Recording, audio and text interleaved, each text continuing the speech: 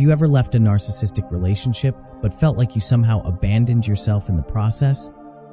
If you keep doubting your instincts, minimizing your pain, or blaming yourself long after the abuse ended, this video is for you. Narcissistic abuse doesn't just harm your confidence or emotions, it quietly trains you to betray yourself. And the most painful part? Many survivors don't even realize it's happening. Today, we're unveiling the subtle but powerful signs of self-betrayal after narcissistic abuse, why they develop, and how awareness becomes the first step toward healing. 1. You ignore your own feelings to keep the peace. One of the earliest signs of self-betrayal is emotional self-silencing. After narcissistic abuse, you may downplay your feelings, tell yourself, "It's not that serious," or avoid expressing discomfort altogether. This happens because, in the abusive dynamic, your emotions were treated as inconvenient, dramatic, or wrong. Over time, you learned that survival meant emotional suppression. But ignoring your feelings doesn't protect you anymore. It disconnects you from yourself. Number 2, you constantly question your reality. Narcissistic abuse often involves gaslighting, being made to doubt what you saw, felt, or experienced. Afterwards, self-betrayal shows up as chronic self-doubt. You may ask yourself, am I overreacting? Was it really that bad? Maybe I'm the problem. When you no longer trust your own perception, you unconsciously hand your power away.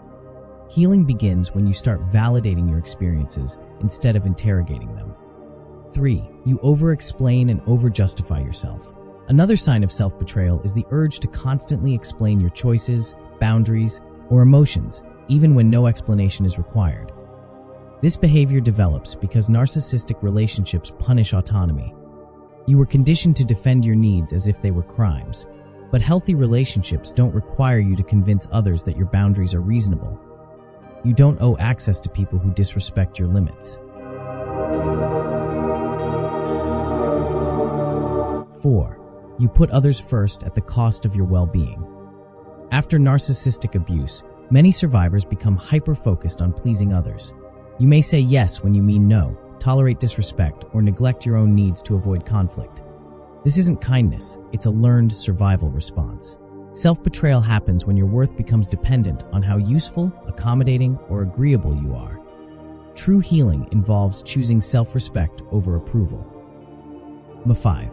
You feel guilty for choosing yourself. One of the most heartbreaking signs of self-betrayal is guilt, especially when you prioritize your healing, rest, or boundaries. Narcissistic abuse conditions you to believe that self-care is selfish and independence is betrayal. So when you finally choose yourself, your nervous system reacts with shame. But choosing yourself isn't abandonment, it's recovery. Self-betrayal after narcissistic abuse is not a flaw, it's a scar. It's what happens when your inner voice is silenced for too long. The good news? Every time you listen to your feelings, honor your boundaries, and trust your instincts, you reverse that betrayal. Healing doesn't start with perfection. It starts with self-love. If this video resonated with you, like, subscribe, and share it with someone who needs to hear this today. Your healing matters, and you were never too much.